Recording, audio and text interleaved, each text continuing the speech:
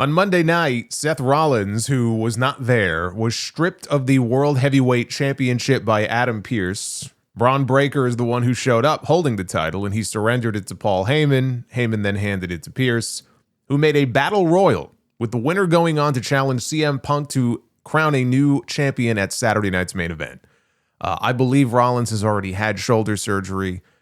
The exact nature of the surgery or how long he may be out for, that has not been announced. He could be back in time for WrestleMania, maybe. That doesn't seem likely to me, but we don't have all the details yet. But he won't be back for a match with Roman Reigns anyway, which was said to be the original plan. Because even if he is back just in time for Mania, they're not going to hold out Roman Reigns on the hope that somebody who's hurt might be back in time for WrestleMania. They're going to move on to plan B.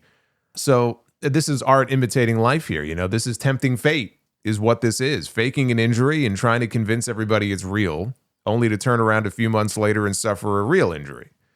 And it sucks, but with injury comes opportunity. And they had the opportunity to do something different with Bron Breakker after that great closing angle the previous week. And remember the way he told Bronson Reed and Paul Heyman, like, you're either with me or you're not. Make your choice. And they chose to stick with him. Then you tune into that show on Monday, and you would never know that he was the alpha male. You know, Heyman had him on a leash. Breakker and Reed, I mean, they were not entered into the Battle Royal because, and it makes sense that Adam Pearce would not want to reward their bad behavior. But it was a very lame way to follow up on what was a hot angle the week before. You know, instead of capitalizing on something they were handed, it looks like they've decided to shuffle it off to the future because they want to save Bron Breakker's first big title win for some other time. So the Bloodline stuff now moves from being the number 2 story on the show to the forefront at number 1. Some things never change. The Bloodline, then, now, and forever. So they had a battle royal. LA Knight was in the battle royal, and he got eliminated. AJ Styles was in the battle royal, and he got eliminated. We could have had CM Punk against AJ Styles for the title this Saturday. But instead, we got Jey Uso. Jey Uso won the Battle Royal, one of the most disliked videos on their YouTube channel all year. I know that doesn't mean shit to them, but it's just funny to me. And look, I defended this earlier in the year when he won the Royal Rumble, and everybody was pitching a fit because I said there was a story to be told there with him finally winning the big one. And, you know, the Yeet stuff was sort of at its apex, and you could see how popular he was, and I got it. You know, I understood it. And then it happened. We got World Heavyweight Champion Jey Uso at WrestleMania. And I never thought he was destined to have a long run with it. And he actually had a shorter run than even I thought he would have. I thought maybe he'd carry it to SummerSlam. He didn't even make it that long. But he had it, okay? And he's a made guy. There's no need to go back to it and do it again now. Because as matches go, on Monday, they went with the least interesting option out of all of the realistic options they had in that Battle Royal. Jimmy Uso was not happy that his brother dumped him out after saving him earlier in the match. You know, if you save anybody in a battle royal, you deserve to be eliminated, okay? People are not meant to be saved in a match like that. They're meant to be eliminated. So Jimmy had no leg to stand on there. I mean, I would throw my grandmother out of the ring if she was in there with me and there was a world championship match on the line. Okay? Sorry, Grandma. I'll visit you in the hospital after the hip replacement. But this is the story that they're telling, with Jey acting very Roman-esque, right? Which doesn't sit well with his brother. Jey cares only about himself and his own ambitions. So is Jey Uso going to turn heel, right? Jey Uso was at his most interesting in the Bloodline as a heel when he didn't like Sami Zayn being a part of the group. So I'm not even against the idea. What I'm against is them possibly putting the title on him this weekend. What I'm against is making him champion and possibly building him for a WrestleMania match with Roman Reigns for the championship. Because the last time we saw them in the ring together, it was so great, right? I mean, and don't think it's not possible. With Seth Rollins being out now, it is. Oh, it's very possible. Jimmy costing Jey on Saturday, that's another possibility. Jimmy didn't have a very good week. Jimmy got dumped out of the Battle Royal on Monday. And then he got beat by Drew McIntyre on Friday after trying to avenge the attack on Jacob Fatu from last week, which he blames McIntyre for, even though McIntyre didn't do it. Wink, wink. They're trying to get something going with Jimmy, I guess, since Jay's already been built up as a single star. Jimmy never really was. Jimmy was meandering around on SmackDown for months with no direction. I'm not against them coming up with a story for Jimmy, but it should not revolve around the World Championship. It doesn't have to revolve around the world title. If anybody is walking out of Salt Lake City with that belt this weekend, it should be CM Punk. But I'm not convinced anybody is walking out with the championship, not with Bron Breakker and Bronson Reed lurking around. Dave Meltzer last week, if you remember, he reported on plans for Austin Theory to return as the newest addition to the Vision, and he was even listed on the heel side in War Games, and then Seth got hurt. So this week, WrestleVote said there are voices in WWE pushing to keep Theory involved in those creative plans. So Dave was onto something here. Said the idea of Theory joining the Vision was at least discussed, and he still has internal support moving forward to reappear on TV in a significant manner. And now Meltzer is saying the plan for War Games is still a Punk and Roman Reigns-led team against a Vision-led team, not the MFTs against the Wyatts. Thank God. I mean, they didn't do anything on TV this week with the Wyatts, right? The MFTs, they worked a match against Rey Fenix and Shinsuke Nakamura. Maybe we see Theory on Saturday. I figured if Rollins was defending against Punk, we would have seen him return there anyway. I mean, if what Meltzer reported was true about Theory being in War Games, he would almost have to have debuted this weekend. What I pitched on Monday was, and they're not going to do this, but what I pitched on Monday was them doing a Deadly Games style tournament to crown a new world champion, right? With the match on Saturday between Punk and Jey, that it goes to a no contest. The Vision gets involved. The Deadly Game tournament they did almost 30 years ago.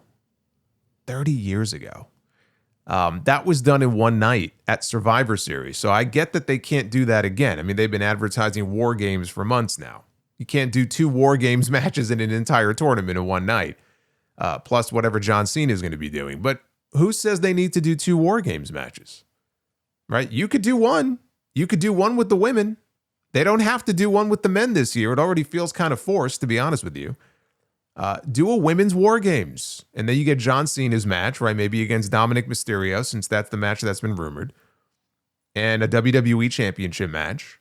And then have the semifinals and finals to crown a new World Heavyweight Champion, with Bron Breakker winning the world title. And then they could build to the first Bron Breakker Roman Reigns match at WrestleMania next year. And at the end of that match, or after it, assuming he's ready to return by then, that could be where Seth Rollins reappears, right? To save Roman Reigns? Holy shit. Like, is he actually coming to Roman's aid, or is he, just coming out there to, go after the Vision? I don't know. But how's that for a parting image, right? Seth Rollins staring a hole in Roman Reigns staring one right back at Seth Rollins, having been saved from an all-out assault, right? Shared enemies can make strange bedfellows. Right, but that's the match I would like to see in Mania. If they're not going to do Roman and Seth, Roman and Bron Breakker, that's a WrestleMania level attraction. The one thing about doing a tournament, and the reason I'm almost positive they're not going to, is that they may already have a tournament planned to decide who wrestles John Cena in his final match at Saturday night's main event. Because if you remember, that was the report a few weeks ago, that they were going to do a tournament, and Gunther was going to win. So they may not want to do 2 tournaments, one right after the other, which I can understand, even though they've done King and Queen of the Ring before at the same time. But this is a little bit different. I can understand them not wanting to run 2 different tournaments so close together. But Saturday night's main event is coming up next weekend. They are in Salt Lake City, Utah, with a pretty disappointing advance. Not even 5,000 tickets sold yet for what is shaping up to be a pretty big show. It's airing on Peacock only in the U.S. from now on, not NBC, which makes me optimistic that there may not be as many commercial interruptions here. And usually internationally, these air on YouTube, but I'm seeing conflicting things now about it airing possibly on Netflix. I don't know. WWE's UK Facebook page is still advertising it as airing, free on YouTube. So I'm not sure what's going on there. All my international people, you might want to check on that. I wouldn't be surprised if they moved them to Netflix going forward, just in time for that John Cena retirement show in December. Would make sense to me. But this is the card so far. It is not complete yet. I could see them adding a match They have not yet done so, but they could, between Io Sky and Asuka. If they do, I think Asuka wins, and then both women end up on opposite sides in the Women's War Games match at Survivor Series. What is official is Tiffany Stratton defending the WWE Women's Championship against Jade Cargill. Jade made her return on SmackDown, badass eyebrow scar and all, to seemingly come to the aid of Tiffany at the hands of Julia and Kiana James, only to then turn heel and beat the shit out of Tiffany Stratton. And this was absolutely the right move to make. Jade is better off as a heel anyway. She won't be better off, though, if she loses the match. Because think about it. She lost at SummerSlam. Then she went to a double countout in the rematch. And then she lost again in the triple threat match a few weeks ago with Tiffany and Nia, where she got busted open. So now they turned her heel. You can't beat this woman after all that. You can't. She needs to win this. And she will. Jade Cargill will be your next WWE Women's Champion. And then that naturally paves the way for the return of Bianca Belair, who has been sorely missed on this show. And that's how we end up with Bianca feuding with Jade over the title. I'm not even sure they would hold off on it necessarily for WrestleMania. I could see them having a series of matches.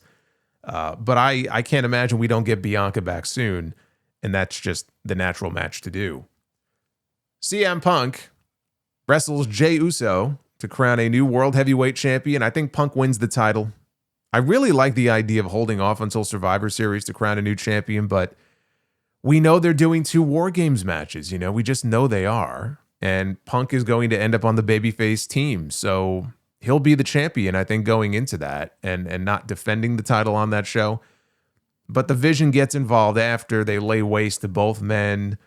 I predict, which then brings out Roman Reigns for his latest return. How many returns is that this year for Roman Reigns? I've lost count.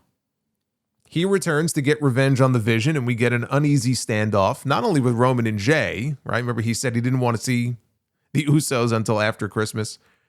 We get a little bit of an uneasy standoff with them, but also Roman and CM Punk, right? Because they're all going to end up on the same War Games team.